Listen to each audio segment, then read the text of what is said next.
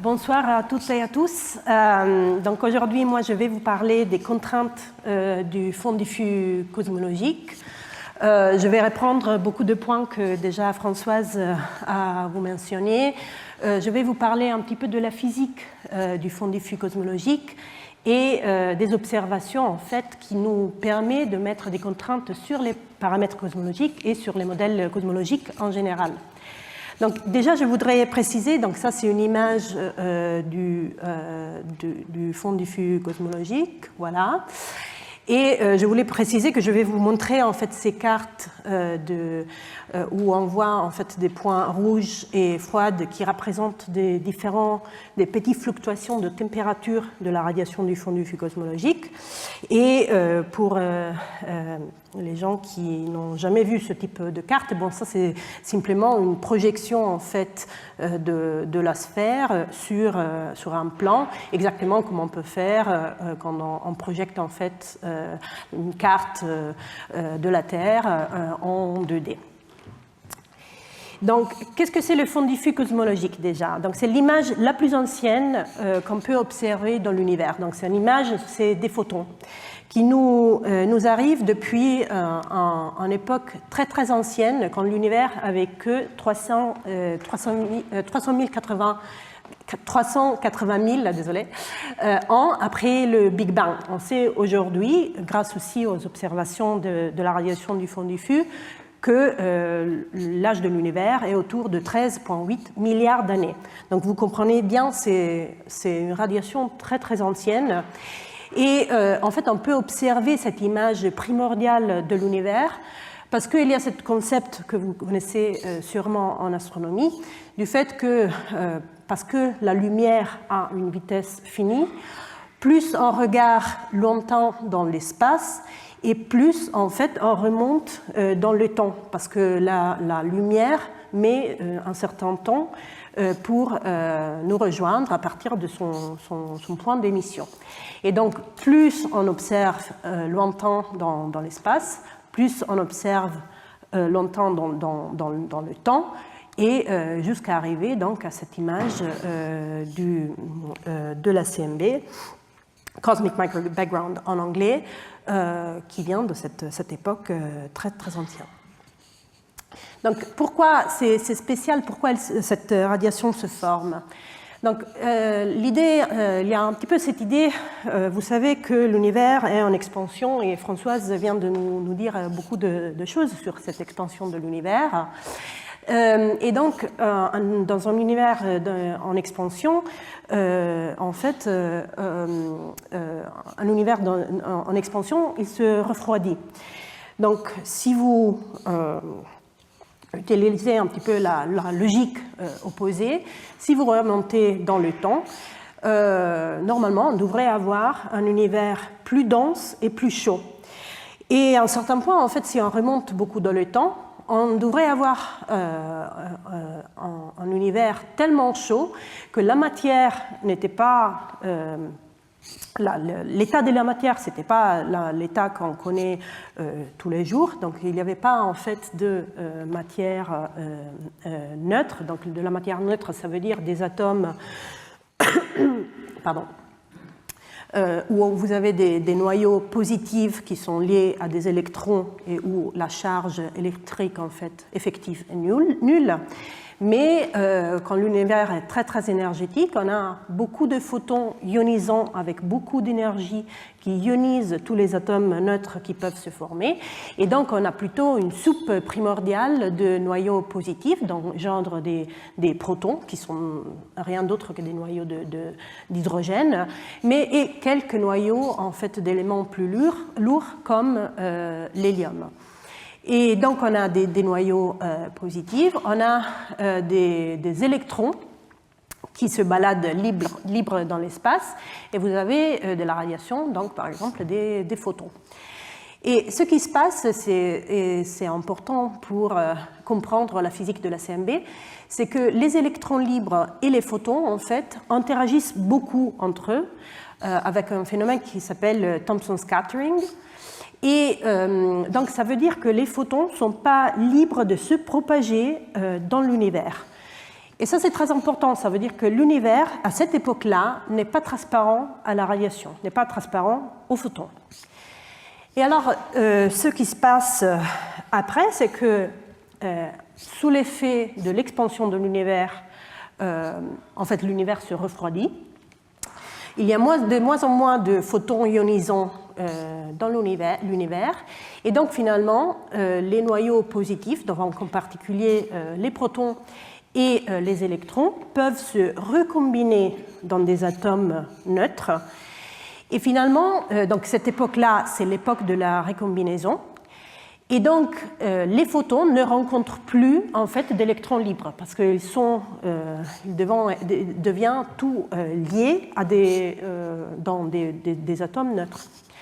Donc, ce qui se passe, c'est que les photons rencontrent leurs derniers électrons avec lesquels interagit avec du Thomson scattering.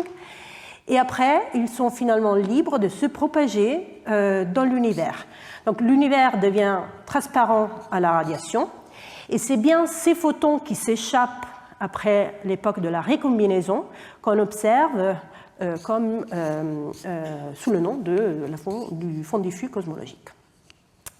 Et vous comprenez bien que, en fait, cette radiation, c'est très intéressant parce qu'il nous donne énormément d'informations sur toute l'histoire de notre univers à partir des conditions initiales de l'inflation, qui à cette époque d'expansion superluminale qui on pense a eu lieu au début de l'univers vraiment et qui a généré les inhomogénéités initiales dans la distribution de la matière. Mais aussi, la CMB nous donne énormément d'informations sur la physique de cette soupe primordiale, de cette plasma en fait, dans lequel on avait énormément d'interactions entre les différentes particules et où on avait ces fameuses oscillations acoustiques aussi, en fait comme des ondes de pression qui se propageaient à travers ce milieu. On a beaucoup d'informations aussi sur la physique de la recombinaison, mais aussi on a des informations sur ce qui s'est passé après, pendant le voyage de ces photons, en fait, à partir de cette époque de la recombinaison jusqu'à nous. Donc, par exemple, les photons vont au nouveau interagir avec des électrons libres lorsque les premières étoiles s'allument dans l'univers. Donc ça, c'est l'époque de la réionisation. En fait, la lumière de ces premières étoiles vont réioniser une partie du milieu et une partie en fait, de ces photons de la CMB vont interagir au nouveau avec ces électrons libres. Et aussi, la propagation des photons de la CMB vont être affectés par la présence des grandes structures dans l'univers, en particulier à travers l'effet de lentilles gravitationnelles. Et il y a quelques concepts que je voudrais souligner ici. C'est qu'aujourd'hui, on reçoit ces photons d'une époque qu'on a dit, c'est plus de il y a 13 milliards d'années, et d'une distance en fait de à peu près de 45,7 milliards d'années-lumière. Et ça, c'est parce que, entre-temps, l'univers s'est expandu, il est devenu plus grand, et donc le point d'origine de ces photons, en fait, est devenu même plus loin par rapport à la distance de quand ils ont été émis. Et le deuxième concept, c'est que, en fait, dans chaque point de l'univers, on peut observer cette radiation tout autour.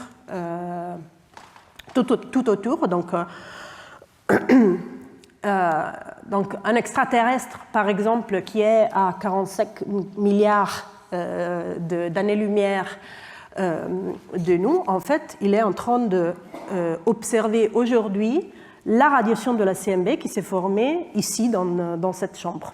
il y avait même ici cette histoire que je vous ai racontée en fait de la CMB, c'est ce qui s'est passé même ici. Et donc, dans chaque point de l'univers, dans chaque galaxie, dans chaque planète qu'on pourrait avoir, on pourrait observer en fait un ciel de CMB qui est différent par rapport à ce qu'on observe, mais avec les mêmes caractéristiques statistiques, parce que, voilà, de ce qu'on sait jusqu'à maintenant, l'univers est homogène et isotrope. Donc, comment on est arrivé à la découverte de la CMB? La chose très intéressante, c'est que dans l'histoire de la CMB, il y a tout d'abord les hypothèses, c'est la théorie en fait qui est venue avant les observations. Donc déjà, pour comprendre, pour prédire l'existence de la CMB, on doit avoir ce concept d'univers en expansion. Donc c'est tout le travail en fait de Einstein, de Friedman, de Lemaître qui en fait propose des équations et des solutions aux équations de Einstein pour un univers en expansion. Et c'est Edwin Hubble en 1929 qui en fait démontre pour la première fois que l'univers effectivement est en expansion en utilisant une méthode pour mesurer les distances des galaxies basées sur les céphéides qui a été développée par Henrietta Swan-Leavitt. Et ce concept en fait, d'univers en expansion, c'est très important parce que pour ce que je vous disais tout à l'heure, si l'univers est en expansion aujourd'hui et il devient de plus en plus froide, il y avait dans le passé une époque où l'univers était très dense et très chaud. Et donc on peut prédire en fait qu'à un certain point, l'univers devient transparent à la radiation et donc on peut prédire la CMB.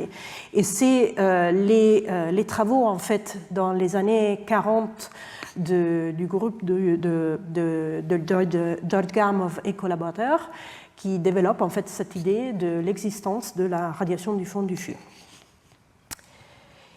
Et ensuite, donc, il y avait plusieurs groupes qui essayaient de détecter cette radiation, et c'est en 1965 que Arno Penzias et Robert Wilson finalement détectent ce signal qui est un petit peu le même partout dans le ciel.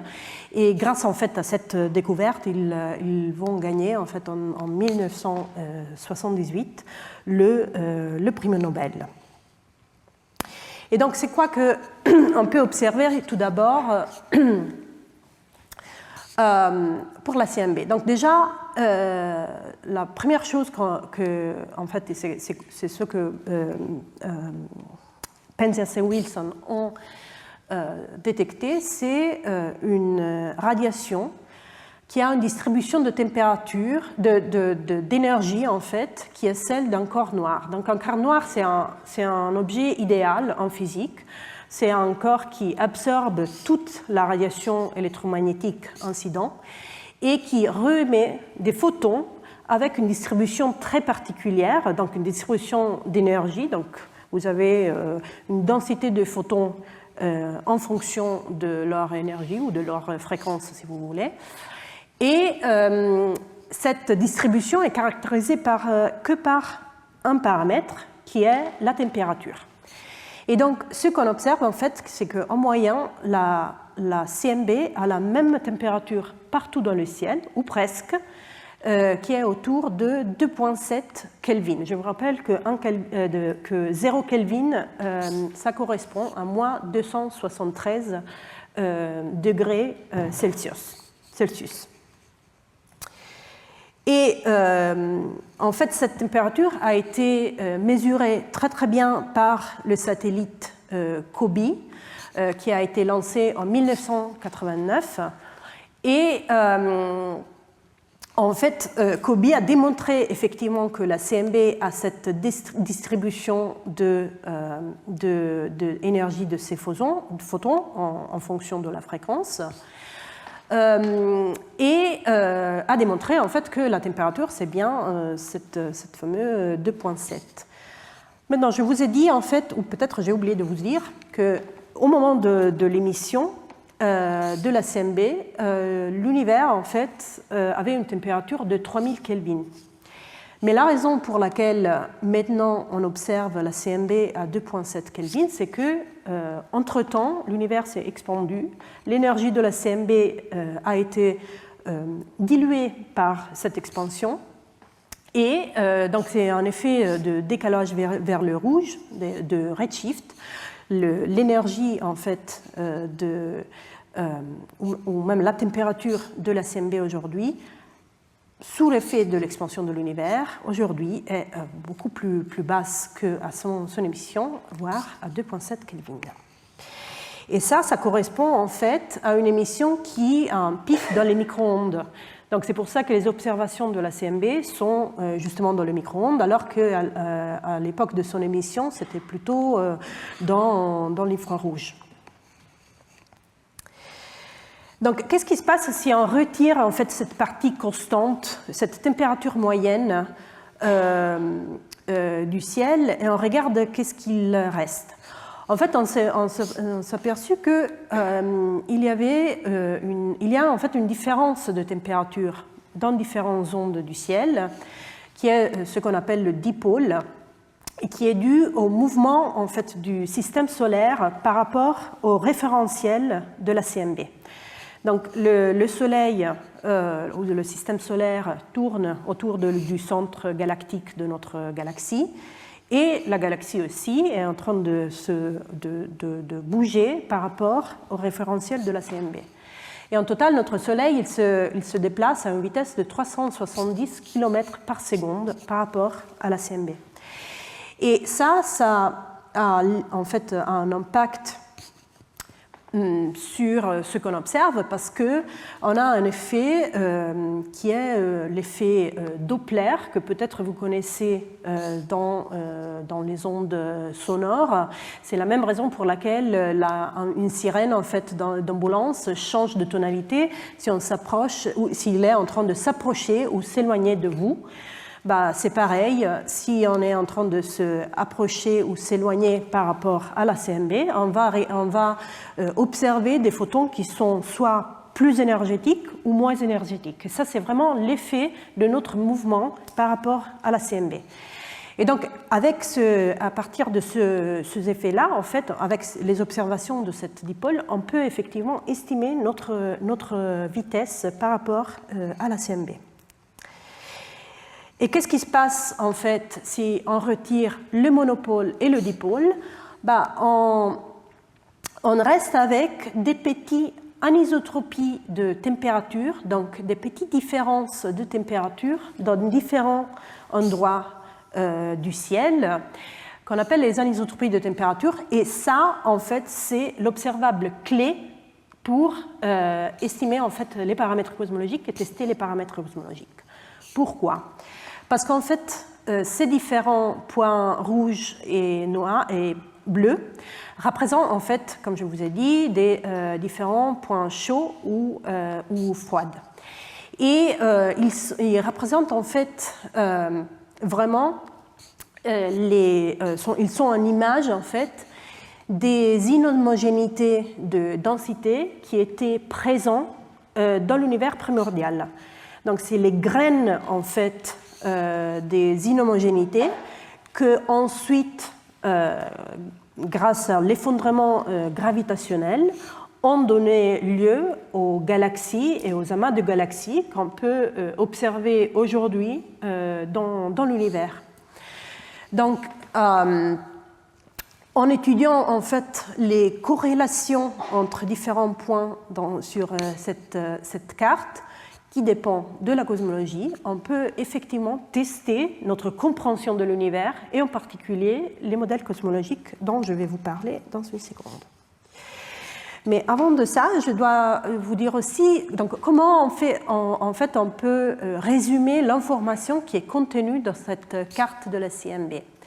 Ce qu'on sait et ce qu'on teste, c'est que ces petits points-là, en fait, sont distribués comme une gaussienne. Désolée. Donc, une distribution de probabilité gaussienne. Et une gaussienne, effectivement, est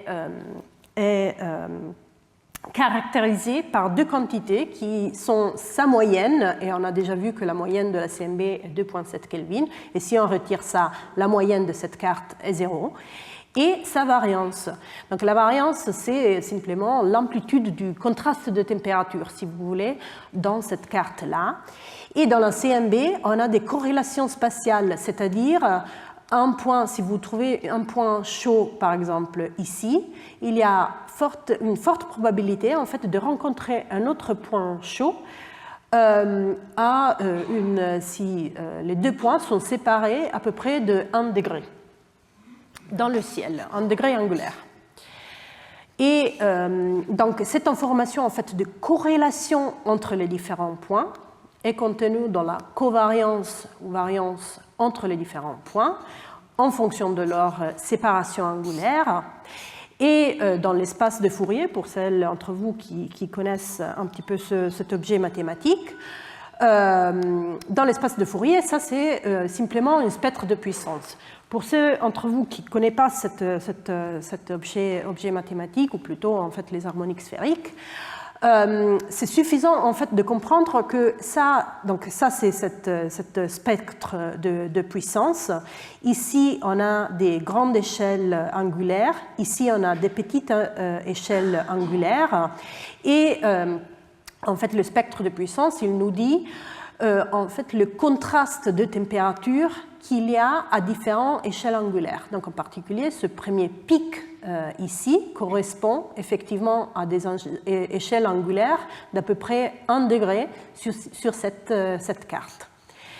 Et c'est effectivement l'objet clé qu'on utilise dans les études du fond diffus cosmologique pour comparer les données que je vous montre ici, par exemple, à partir des observations du satellite Planck, pour comparer les données au modèle cosmologique.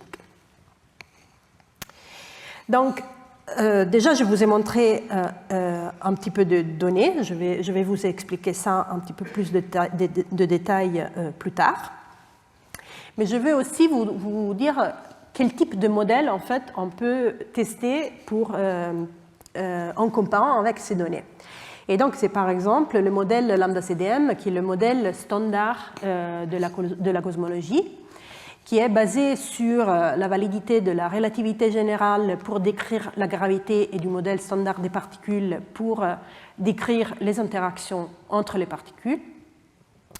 Dans ce modèle, l'univers est homogène, isotrope et plat. Les conditions initiales sont fixées par l'inflexion, donc cette accélération superluminale au début de l'univers, et je sais que vous avez déjà entendu des séminaires sur ce sujet-là. Et il contient de la matière noire froide, de l'énergie sombre et de la matière ordinaire, et des photons, du rayonnement, donc des photons et des neutrinos. Et ce modèle-là, en fait, est contrôlé par quelques paramètres cosmologiques, genre la densité d'énergie des différentes composantes, de la matière noire, de l'énergie sombre, de la matière ordinaire et de la radiation, et quelques autres paramètres comme l'amplitude et le spectre de puissance des perturbations primordiales. Ça, c'est le modèle lambda-CDM. Après, on teste en fait chacun de ces hypothèses. En fait, on peut éliminer ces hypothèses et tester si des modèles plus exotiques ou différents peuvent donner un meilleur accord avec les données. Mais ça, c'est le modèle, disons, base. Et ce modèle base nous aide à prédire le spectre de puissance de la CMB. Il y a énormément de physique très très belle en fait qui rentre dans ces spectres. C'est extrêmement, c'est très complexe et très riche en fait. Différentes échelles angulaires en fait sont affectées par des différents effets physiques. Et par exemple, ces échelles intermédiaires sont vraiment le résultat de ces oscillations acoustiques dont Françoise a parlé dans son cours. Donc vraiment ces ondes de pression qui se propagent dans le plasma primordial. Et donc, par exemple, comme je vous disais, le modèle dépend des paramètres cosmologiques. Donc, par exemple, ici, je suis en train de varier la quantité, de densité de matière noire présente dans l'univers. Et vous voyez que si on change en fait cet paramètre, on va changer aussi l'auteur de ces pics, la forme de ce spectre, ainsi que la position de ces pics. Donc, on doit ajuster en fait les paramètres du modèle pour pouvoir bien décrire les données qu'on a à partir des observations. Donc ça, au nouveau, c'est le spectre qu'on a observé avec le satellite Planck. Et ça, c'est le modèle. Et vous voyez, c'est incroyable, hein, avec 6 paramètres cosmologiques, on arrive à bien décrire les 2500 points de cette quantité-là, mais aussi, et je vais vous en parler dans les prochains slides, des autres observables qu'on peut déduire à partir des observations. Donc en total, c'est à peu près 6500 points qu'on décrit simplement avec un modèle et 6 paramètres libres. Donc, comme je vous disais, la CMB a même plus d'informations que simplement les anisotropies de température. Donc, en particulier, la CMB est aussi légèrement polarisée. Vous savez, la polarisation, ça veut dire que donc si on a une lumière qui n'est pas polarisée, ça veut dire que le champ électromagnétique peut osciller en fait dans toutes les directions de l'espace. Alors que pour la lumière polarisée, vous avez une direction préférentielle en fait, d'oscillation pour le champ électrique en fait, du photon. Et donc, à peu près 10% des photons de la CMB sont polarisés. Et donc, on peut mesurer cette direction préférentielle en fait, d'oscillation des photons et mesurer donc la direction et l'amplitude en fait, de cette polarisation. Et ça nous rajoute en fait, de l'information complémentaire sur les modèles cosmologiques qu'on peut au nouveau étudier à travers des spectres de puissance en polarisation cette fois-ci, qui décrit en fait l'information statistique qu'il y a dans ces cartes. Et en final, je vais aussi mentionner l'effet de lentilles gravitationnelles. Donc, je vous ai dit que les photons de la CMB rencontrent en fait les puits de potentiel gravitationnel créés par la matière dans l'univers. Et donc, leur position en fait est affectée par la présence de ces puits. Et cette distorsion est très très petite. Vous voyez ici, donc ça c'est une simulation d'une carte de la CMB, et ça c'est sans l'effet de l'antillage, et ça c'est avec l'effet de l'antillage. Vous voyez que la position des photons bouge un tout petit peu, c'est un effet très très petit, mais on peut le mesurer, et ça nous permet en fait de reconstruire la carte de cette lentille gravitationnelle des grandes structures de l'univers.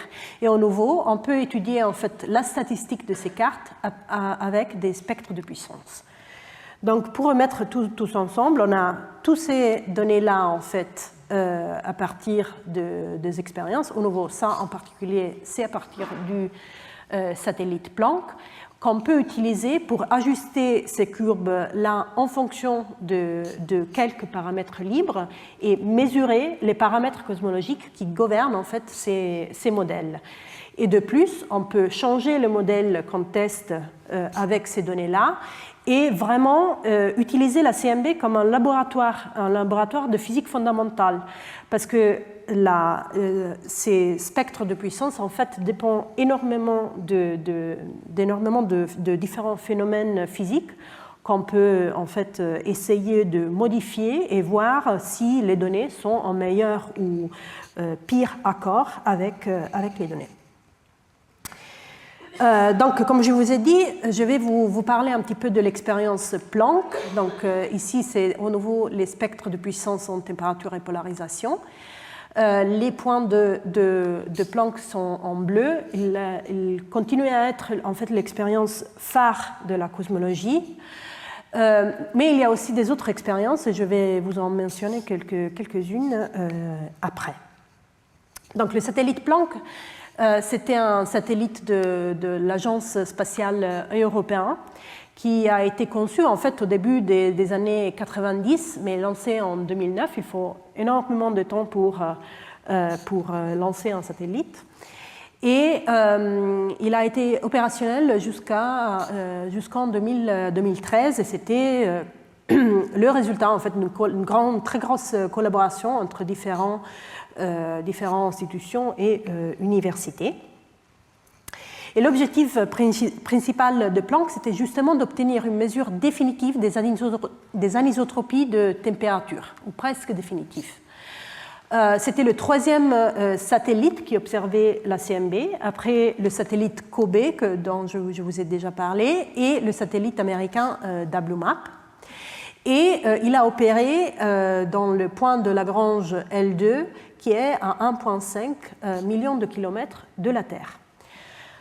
Il avait deux instruments à bord, le LFI, Low Frequency Instrument, et HFI, High Frequency Instrument, dans des différents bandes de fréquences dans les micro-ondes. Et donc LFI était piloté par les Italiens et HFI était piloté par la France. Et il y avait aussi une partie de ces bandes de fréquences qui étaient aussi sensibles à la polarisation. Et en fait, la chose technologiquement incroyable de Planck, c'était que c'était refroidi à une température hyper basse, à 0,1 Kelvin. Donc c'était effectivement le point le plus froid de l'univers, le plus froid. On a eu 3 distributions de données, 3 releases de données. Une première en 2013, une deuxième en 2015 avec toutes les données. Et on a mis entre 3 et 4 ans vraiment pour nettoyer bien les données de tous les effets systématiques instrumentaux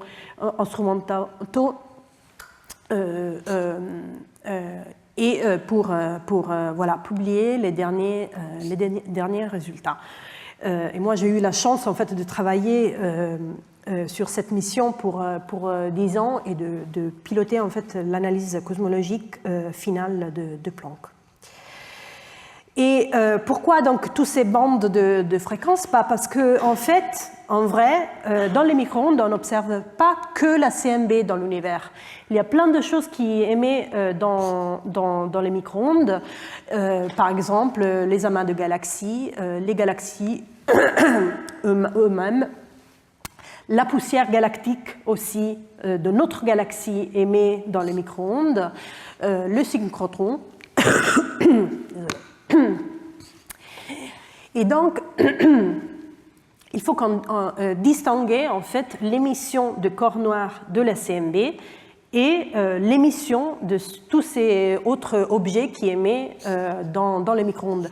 Clairement, ce sont aussi des émissions très très intéressantes. On peut étudier par exemple les amas de galaxies à partir des observations de Planck dans les micro-ondes, dans les amas de galaxies, ou même étudier la physique de notre galaxie à travers l'émission de sa poussière ou à travers l'émission de synchrotrons. Mais si on est intéressé que à la CMB, on doit pouvoir nettoyer en fait notre carte de ces émissions d'avant-plan, et donc avoir plusieurs fréquences nous aide en fait dans cette défi. Donc ça, c'est les cartes de Planck à différentes fréquences, comme je vous disais. Et vous voyez très bien, en fait, l'émission de notre galaxie. Ça, c'est le plan galactique. L'émission de notre galaxie, par exemple ici, est dominée par l'émission de la poussière galactique.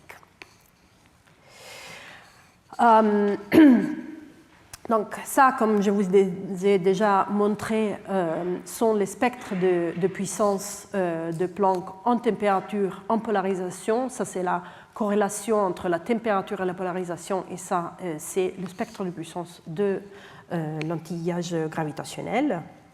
Et à partir de ces spectres de puissance, on peut estimer les paramètres cosmologiques. Donc clairement, je ne veux pas que vous... Voilà, j'ai mis ici les chiffres, mais ce n'est pas pour aller vraiment dans les détails des nombres. Je vais vous, en fait, dire en quelques mots pourquoi ces chiffres sont intéressants.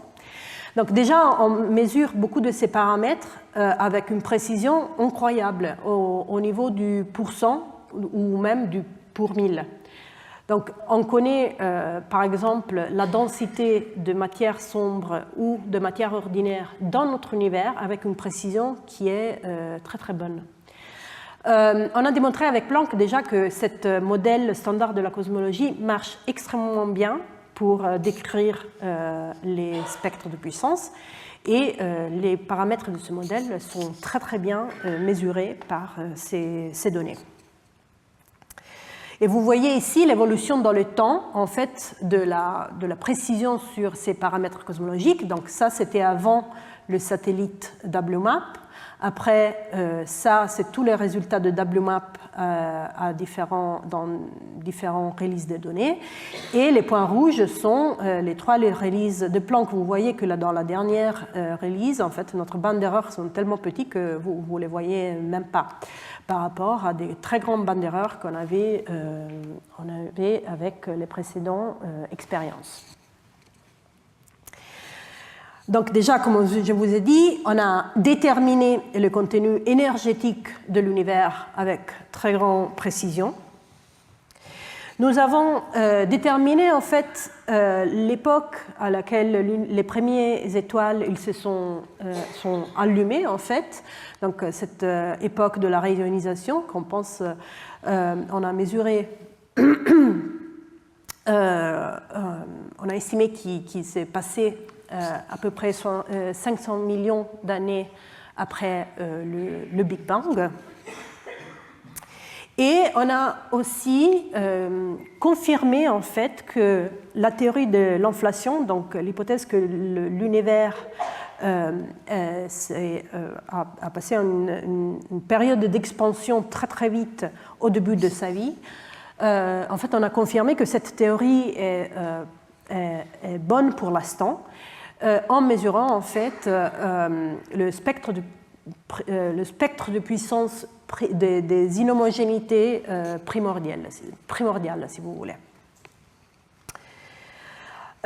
Ensuite, on a, au nouveau, je ne vais pas rentrer dans les détails, mais comme je vous ai dit, on a testé énormément de modèles pour voir, par exemple, si dans la CMB, il y a des traces de l'annihilation de matière noire ou de la variation des constantes fondamentales. On a cherché la présence des champs magnétiques primordiaux. On a testé la physique de la recombinaison et plein d'autres modèles. Mais aucun de ces modèles, en fait, décrit les spectres de puissance de la CMB mieux de ce que fait déjà le modèle standard. On a, oui, trouvé quelques résultats curieux, que pour l'instant, on ne sait pas trop si c'est des fluctuations statistiques ou effectivement un signe de quelque chose de plus intéressant. Et on a trouvé aussi des tensions. On a trouvé aussi un très bon accord avec des autres observations, mais aussi des tensions, des désaccords avec quelques autres observables, en particulier sur cette quantité H0, qui est le taux d'expansion de l'univers, dont Françoise a déjà parlé. Donc cette tension de Hubble, c'est le fait que à partir de la première release de données de Planck en 2013, en fait, on a trouvé un taux d'expansion de l'univers aujourd'hui qui est plus bas de ce qui est préféré par les observations plus directes et d'objets plus proches de nous, qui sont les supernovae calibrées par les céphéides. Les supernovae sont des explosions d'étoiles, si je peux simplifier complètement ça, et les céphéides sont des étoiles variables qui nous aident en fait à estimer tous les deux des distances dans l'univers. Cette différence en fait est devenue maintenant une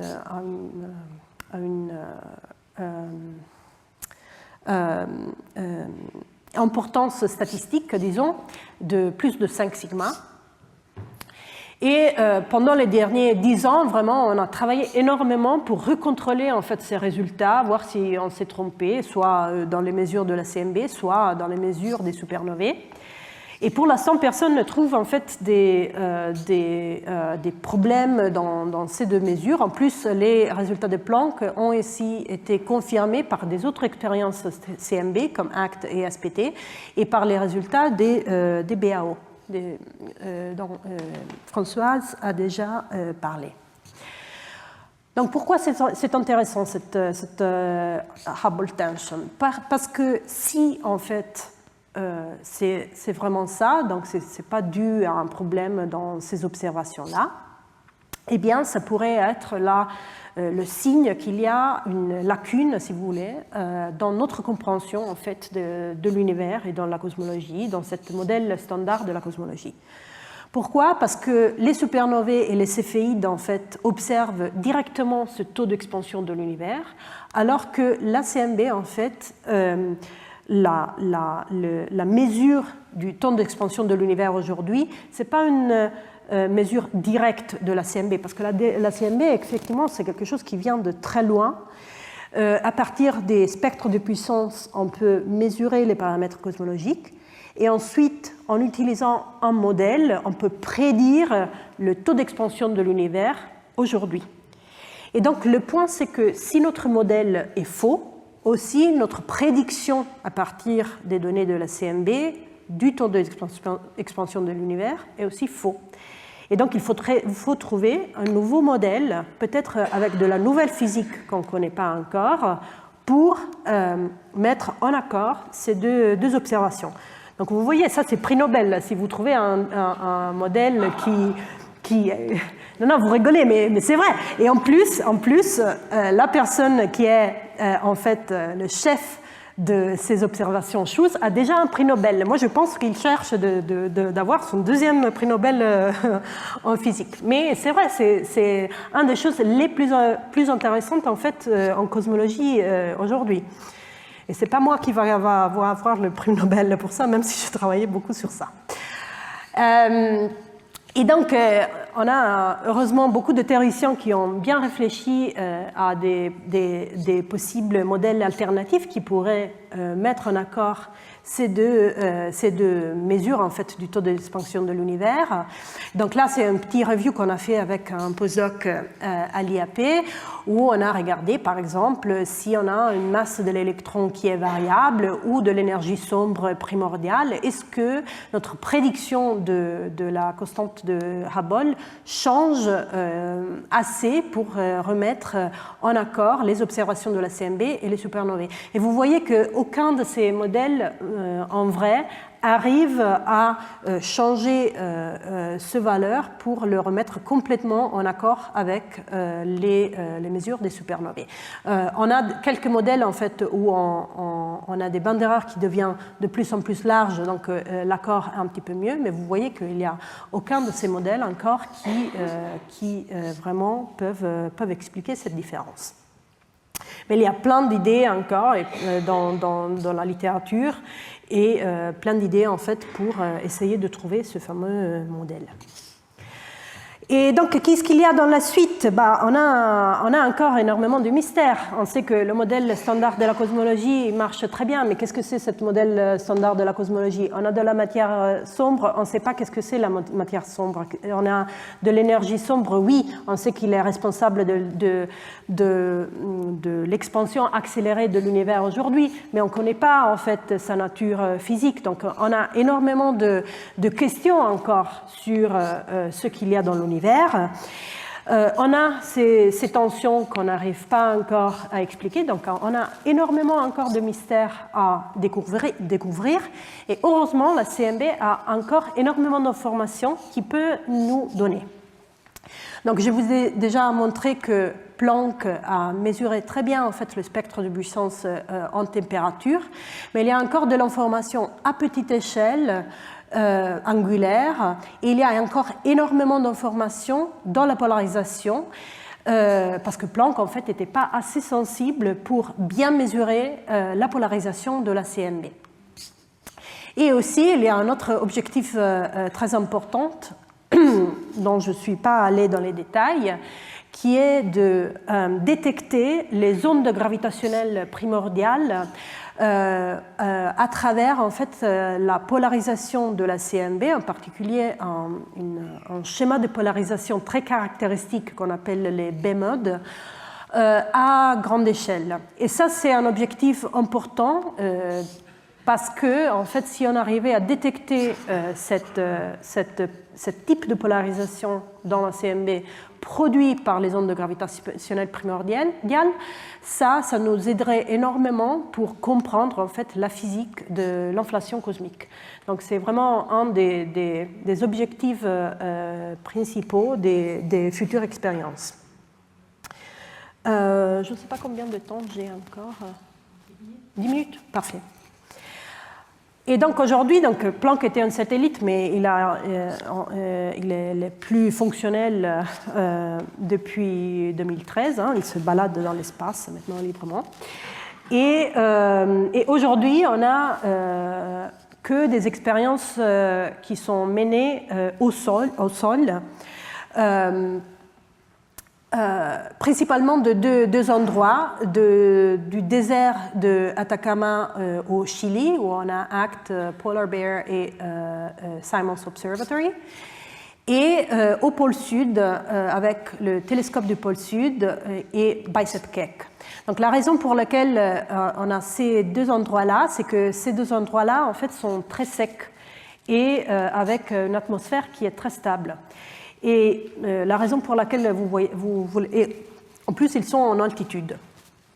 Et la raison pour laquelle ça c'est très utile quand on observe dans les micro-ondes, c'est parce que le vapeur d'eau absorbe les micro-ondes. Donc on veut une atmosphère qui est le plus sec possible, et on veut être en altitude pour avoir de moins en moins d'atmosphère entre vous et l'espace. Et je vais vous parler un petit peu plus du télescope du pôle sud parce que c'est l'expérience sur laquelle je suis en train de travailler aujourd'hui. Donc SPT, c'est un télescope de 10 mètres qui est au pôle sud, c'est vraiment le pôle sud géographique, où il y a une station de recherche américaine.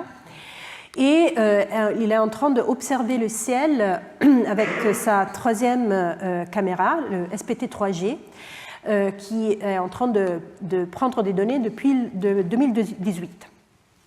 Et on a 16 000 détecteurs qui sont en train de prendre des données dans 3 bandes de fréquences différentes à très très haute résolution spatiale.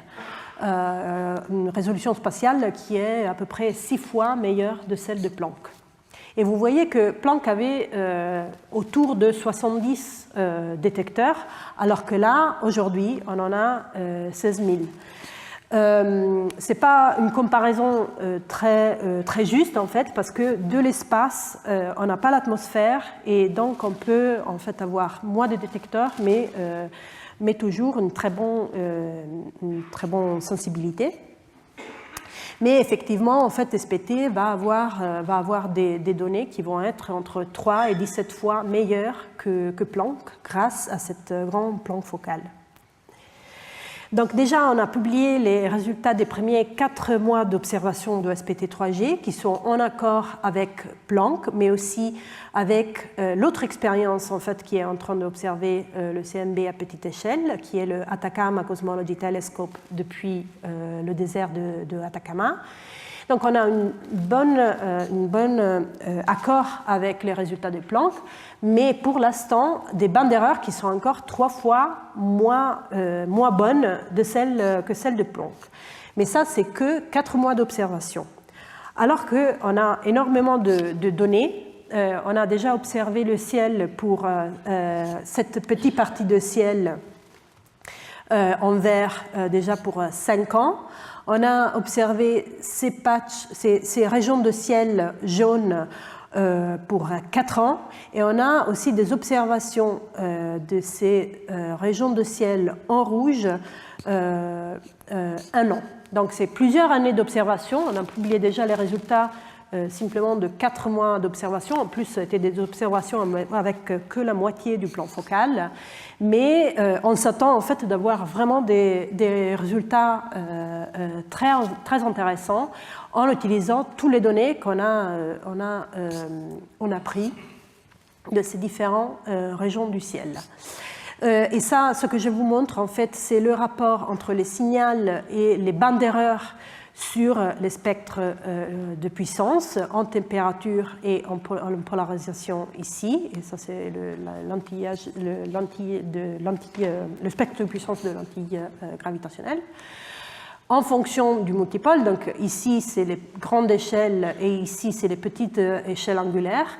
Et vous voyez, par exemple, pour la polarisation, ça, c'est le signal to noise de SPT, donc le rapport entre le signal et le bruit, si vous voulez, les bandes d'erreur, comparé avec celle de Planck. Vous voyez, il y a énormément d'informations en plus dans SPT, si on analyse en fait toutes les données de toutes les régions de ciel observées par rapport à Planck. Et on s'attend en fait que grâce à ces observations, on va pouvoir améliorer les contraintes sur les paramètres cosmologiques entre un facteur 2 et 3 par rapport à Planck, et donc avoir énormément de contraintes nouvelles sur les modèles cosmologiques, et même les modèles cosmologiques, par exemple, qui sont proposés pour résoudre la tension de Hubble, par exemple. Et je voulais seulement mentionner que voilà, la France a un rôle dans cette aventure, en particulier tous ces jeunes ultra brillants avec lesquels j'ai vraiment la chance de travailler, qui sont à l'IAP, en fait, sont en train de piloter différentes parties de l'analyse de SPT3G. Et donc, qu'est-ce qu'il y a dans le futur proche et le futur plus lointain ? Le télescope de pôle sud continue à prendre des données et avec BICEP, qui est une autre expérience au pôle sud qui a comme but d'observer ou de détecter pour la première fois les ondes gravitationnelles primordiales. En fait, ces 2 télescopes forment le South Pole Observatory, SPO. Et aussi, il y a un autre observatoire, le Simons Observatory, qui est en train de commencer à prendre des données maintenant dans le désert de Atacama, avec à peu près 30 000 détecteurs. Et dans le futur encore plus lointain, en fait, probablement entre 10 et 15 ans, on aura peut-être, il y a beaucoup de gens qui sont en train de travailler pour construire un nouveau satellite, le satellite Lightbird, qui a comme but au nouveau d'observer en fait, ou de détecter les ondes gravitationnelles primordiales. Et CMBS4, qui est la prochaine génération d'expériences au CMB au sol avec à peu près 500 000 détecteurs. Donc le futur pour la CMB est très très riche et on en fait encore énormément à apprendre grâce à cet observable. Merci beaucoup.